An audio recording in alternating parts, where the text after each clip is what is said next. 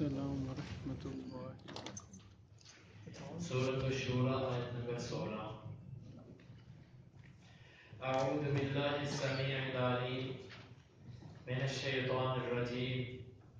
من همزه ونفخه ونفثه والذین یحاجون فی اللہ من بعد ما استجیب له حجتهم داحضة عند ربهم وعليهم غضب ولهم عذاب شديد الله الذي أنزل الكتاب بالحق والميزان وما يدريك لعل الساعة قريب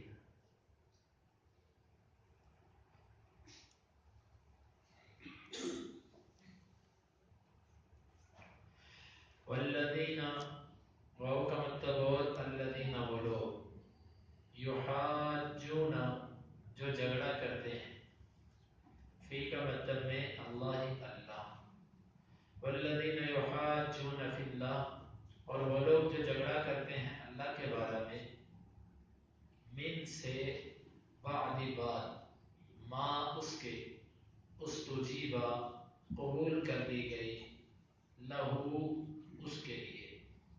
من بعد ما استجیب لہو بعد اس کے کہ قبول کر لی گئی ہے اس کے لیے، حجتهم ان کی دلیل، حجت دلیل ہم ان کی، داحضۃ کمزور ہے، عند پاس، ربی ربہم ان کے، ان کی دلیل کمزور ہے ان کے رب کے ہاں، وعلیہم اور ان پر غضب غضب ہے،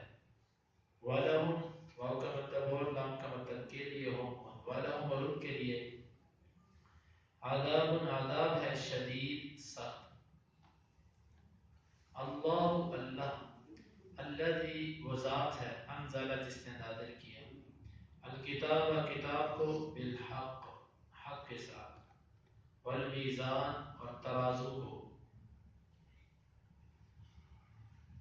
وما اور کس چیز نے، یدری کا آپ کو معلوم کروایا، لعل شاید کہ، الساعۃ قیامت قریب قریب ہے، والذین یحاجون فی اللہ من بعد ما استجیب له، اور وہ لوگ جو جھگڑتے ہیں اللہ کے بارے میں بعد اس کے کہ قبول کر لی گئی ان کی بات، حجتهم داحضۃ عند ربهم ان کی دلیل کمزور ہے ان کے رب کے ہاں، وعلیہم غضب ولہم عذاب شدید اور ان پر غضب ہے اور ان کے لیے سخت عذاب ہے، اللہ الذی انزل الکتاب بالحق والمیزان اللہ وہ ذات ہے کہ جس نے نازل کیا کتاب کو حق کے ساتھ اور ترازو کو بھی نازل کیا، وما یدریک لعل الساعۃ قریب اور کس چیز نے آپ کو معلوم کروایا شاید کہ قیامت قریب ہو۔ اس آیت میں اللہ رب العزت نے ان لوگوں کا ذکر فرمایا کہ جو دلیل آنے کے بعد اللہ کے بارے میں جھگڑا کرتے ہیں۔ اللہ کے بارے میں جھگڑا کیا ہے؟ اللہ تعالیٰ کے بارے میں جھگڑے کی مختلف نوعیتیں ہیں۔ پہلی نوعیت تو یہ ہے کہ کوئی بندہ اللہ کی ذات کا منکر ہو، یہ اللہ کے بارے میں جھگڑا، نہیں مانتا اللہ کو۔ دوسری صورت اس کی یہ ہے کہ کوئی بندہ اللہ تعالیٰ کو تو تسلیم کرتا ہے، اللہ کو تو مانتا ہے، لیکن اس کے ساتھ وہ اللہ تعالیٰ کی صفات کو نہیں مانتا، اس کی صفات کو اندر تعویل کرتا ہے، یا کوئی بندہ اللہ رب العزت کی صفات کے اندر غیروں کو شریک کرتا ہے، کسی اور کو اللہ کا شریک بناتا ہے، یا وہ اللہ کے کسی بھیجے ہوئے رسول کو نہیں مانتا، یا اس کی بھیجی ہوئی کسی شریعت کو وہ ناقص سمجھتا ہے، یا وہ سمجھتا ہے کہ وہ تمام مسائل کا حل نہیں کر سکتی۔ ایسی کوئی بھی صورت اگر اس کی ہے، رسولوں کا انکار، کتابوں کا انکار، اللہ کی ذات کا انکار، اس کی صفات کا انکار، اس کے اختیارات میں کسی کو شریک بنانا، یہ سب کی سب یہ جھگڑے ہیں اللہ کے بارے میں۔ اللہ کے بارے میں وہ بندہ جھگڑتا ہے کہ جس کا یہ عقیدہ ہے، اور فرمایا کہ وہ لوگ جو اللہ کے بارے میں جھگڑتے ہیں بعد اس کے کہ قبول کر لی گئی ان کی پکار، کہ جب وہ اس بات کو تسلیم کر چکے، دلائل کی روح سے یہ بات واضح ہو گئی، اتنے واضح دلائل کے باوجود جب وہ جھگڑتے ہیں اللہ کے دلائل کے بارے میں، اللہ کے وجود کے بارے میں، اللہ کی صفات کے بارے میں، حجتهم داحضۃ عند ربهم، ان کی جو دلیل ہے وہ کمزور ہے ان کے رب کے ہاں۔ کیا مطلب اس کا؟ کہ جو وہ اتنے مضبوط دلائل کے مقابلے میں اپنی پھسپھسی سی باتیں کرتے ہیں، کچی پھچی باتیں جو کرتے ہیں، اللہ تعالیٰ فرماتے ہیں داحضۃ عند ربهم، ان کی حجت کی کوئی حیثیت نہیں اللہ کے۔ یاد رکھیے دنیا کے اندر کوئی بھی جو باطل ہے وہ اپنی دلیل ضرور رکھتا ہے، کوئی بھی کافر ہو، کوئی بھی باطل ہو، وہ اپنی دلیل ضرور رکھتا ہے، لیکن اللہ تعالیٰ کے ہاں ان کی دلیل کمزور ہے۔ کمزور دلیل جو ہے یہ حجت اور عذر نہیں بن سکتی۔ بعض لوگ یہ کہتے ہیں کہ ان کے پاس بھی تو دلائل ہیں نا، بھئی دلائل تو ابلیس بھی لے کر پھرتا ہے، دلائل تو ہر کالا چور بھی اپنے پاس رکھتا ہے، دلائل تو کافر بھی رکھتا ہے اپنے پاس۔ بات صرف دلیل کا لفظ دلیل نہیں ہوتا، لفظ دلیل ہی دلیل نہیں ہوتا، بلکہ دلیل وہ چیز بنتی ہے جو قرآن اور حدیث سے ثابت ہو، جو اللہ کی نازل کردہ شریعت سے ہو، وہ دلیل ہوتی ہے، مگر نہ انسان کی بنائی ہوئی بات دلیل نہیں ہوتی۔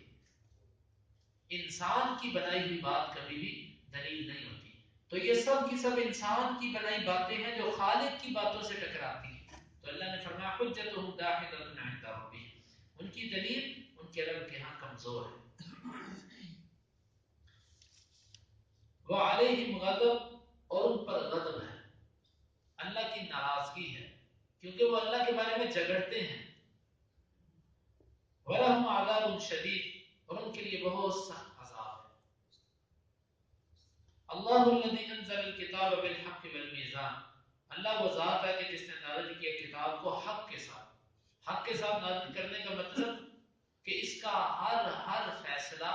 ہر اس کا حکم وہ حق اور انصاف کے ساتھ، اور حق کے ساتھ سے مراد یہ بھی ہے کہ یہ اس میں جتنی باتیں ہیں وہ سب کی سب فیصلہ کن ہیں، اختلافات میں وہ حرف آخر ہیں، فیصلہ کن باتیں ہیں اس کتاب کے اندر، اس لیے اس کتاب کو حق کہا۔ اور یہ جس نبی پر اتری، جس وقت اتری، جس امت کے لیے اتری، یہ سب کے سب اسی طرح اترنا حق تھا۔ والمیزان، اور اسے ترازو بھی نازل کیا۔ ترازو کا کیا مطلب؟ اللہ نے قرآن نازل کیا اور ترازو کو، ترازو کا ذکر قرآن کے نازل ہونے کے ساتھ اس لیے کیا گیا کہ یہ قرآن جو ہے، قرآن یہ صرف اور صرف چومنے کے لیے، یہ میں بیان کر رہا ہوں کہ یہ چومنے کے لیے یا اس کو غلاف چڑھا کر رکھنے کے لیے نہیں ہے، بلکہ اس قرآن کو میزان کا کام لو، اس سے میزان کا، جس طرح میزان میں ترازو میں ایک طرف باٹ رکھے جاتے ہیں اور ایک طرف ہم جو چیز مطلوب ہوتی ہے جس کا وزن کرنا ہوتا ہے اس کو رکھا جاتا ہے۔ تو یہ مطلب ہے کہ اللہ نے قرآن بھی نازل کیا اور ترازو بھی نازل کیا، کہ ترازو کے ایک طرف قرآن کی بات کو رکھو، حدیث کی بات کو رکھو، اور دوسری طرف آپ اپنے اس اختلافی مسئلے کو رکھو جس کا آپ حل چاہتے ہو، تو اس میں آپ وزن کر کے دیکھ لو کہ آپ کا وہ مسئلہ جو ہے وہ قرآن کے برابر آ رہا ہے کہ نہیں آ رہا۔ اس لیے اللہ تعالیٰ نے میزان کا ذکر یہاں پر فرمایا۔ خالی قرآن پڑھ دینا، خالی قرآن کی تلاوت کر دینا، یہ انسان کو اس وقت تک نجات نہیں دے سکتا جب تک وہ اپنے اختلافات کے فیصلے اس قرآن سے نہ کر لے۔ اللہ نے میزان کا ذکر کیا، ترازو کا ذکر کیا، جب تک وہ اپنا عقیدہ، اختلاف عقیدے کا ہو، عمل کا ہو، گھریلو ہو، کاروباری ہو یا اخلاقی کسی قسم کا اختلاف ہے، جب تک اس کا فیصلہ اس ترازو پر نہیں کیا جاتا کہ جس کے ترازو کے ایک طرف باٹ قرآن اور حدیث کے ہیں، اس وقت تک بندہ مومن نہیں ہو سکتا۔ وما يدريك لعل الساعة قريب، اور آپ کو کس نے معلوم کروایا شاید کہ قیامت قریب ہو۔ میرے نبی صلی اللہ علیہ وسلم، یہ خطاب بعض دفعہ اللہ کے نبی کو کیا جاتا ہے، لیکن مراد اس سے پوری امت ہوتی ہے، پوری امت مراد ہوتی ہے۔ آپ کو کیا معلوم کہ قیامت شاید کے قریب آ چکی، کیونکہ قیامت کا علم اللہ کے نبی کو بھی نہیں قریب آ چکی ہے. جب قریب آ چکی ہے تو پھر اس کے لیے کسی کا عذر، بہانہ، حیلہ یہ باقی نہیں رہتا. تو ان آیات میں ہمارے لیے سبق یہ ہے کہ اللہ رب العزت کی ذات میں جھگڑنا بغیر دلیل کے. ہم بہت ساری باتیں ایسی کرتے ہیں اللہ کے بارے میں جس کی ہمارے پاس کوئی دلیل نہیں ہوتی. بہت ساری کہاوتیں ایسی گڑی ہوئی ہم نے جو ایسے اللہ کی طرف منسوب کر دیتے ہیں. تو یہ ایسے الفاظ اللہ رب العزت کے بارے میں سوچ سمجھ کے بولنے چاہیے، اور خاص طور پر جب اس پر جھگڑے کی صورت بن جائے اور ہم ایسے ہی بے دلیل جھگڑنا شروع کر دیں تو یاد رکھیے یہ معاملہ بڑا سنگین ہے. اور دوسرا سبق یہ ہے کہ اللہ نے اپنی کتاب کو حق کے ساتھ نازل کیا، اس کا ہر فیصلہ برحق ہے. لہذا اپنے اعمال کو اس ترازو پر رکھو کہ جس ترازو کے ایک طرف قرآن و حدیث ہے اور دوسری طرف آپ کے اعمال اور اختلافات ہیں. ان کو تولو، ان کا موازنہ کرو، وزن برابر کرو قرآن و حدیث سے، تو پھر آپ کے اعمال اور سب معاملات درست ہوں گے. اللہ تعالی ہمیں عمل کی توفیق عطا فرمائے. والذین یحاجون، اور وہ لوگ جو جھگڑا کرتے ہیں، فی اللہ، اللہ کے بارے میں، من بعد اس کے کہ استجیب لہ، ان کی دعا قبول کر لی گئی، حجتہم، ان کی دلیل، داحضۃ، کمزور ہے، عند ربہم، ان کے رب کے، وعلیہم غضب، اور ان پر غضب ہے، ولہم عذاب شدید، اور ان کے لیے سخت عذاب ہے. اللہ الذی، اللہ وہ ذات ہے، انزل الکتاب بالحق، جس نے نازل کیا کتاب کو حق کے ساتھ، والمیزان، اور ترازو کو، وما یدریک، اور کس نے آپ کو معلوم کروایا، لعل الساعة قریب، شاید کہ قیامت قریب ہے. اللهم انفعنا بما علمتنا وعلمنا ما ينفعنا وزدنا علما. اللهم اقسم لنا من خشيتك ما يحول به بيننا وبين معصيتك، ومن طاعتك ما تبلغنا به جنتك،